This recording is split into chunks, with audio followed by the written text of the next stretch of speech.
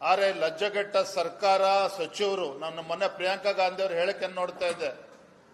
ಬುದ್ಧಿ ಭ್ರಮಣೆ ಆದಂತ ಕಾಣ್ತಾ ಇದೆ ಕಾಂಗ್ರೆಸ್ ಶಾಸಕರಿಗೆ, ಮಂತ್ರಿಗಳಿಗೆ.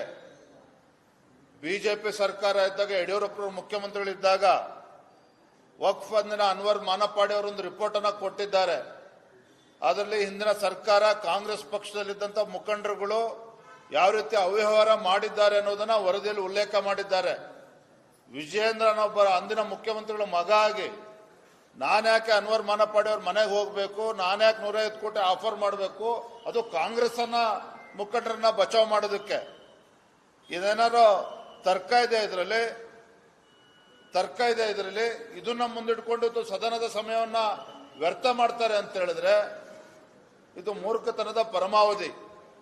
ಇವರು ತಮ್ಮನ್ನ ತಾವು ಇವತ್ತಿನ ಹಗರಣದ ಸುಳಿಯಲ್ಲಿ ಸಿಲುಕಿ ಹಾಕೊಂಡಿರ್ತಕ್ಕಂಥ ರಾಜ್ಯ ಸರ್ಕಾರ ಸದನದ ಸಮಯವನ್ನು ಸಂಪೂರ್ಣವಾಗಿ ವ್ಯರ್ಥ ಮಾಡ್ತಾ ಇದ್ದಾರೆ.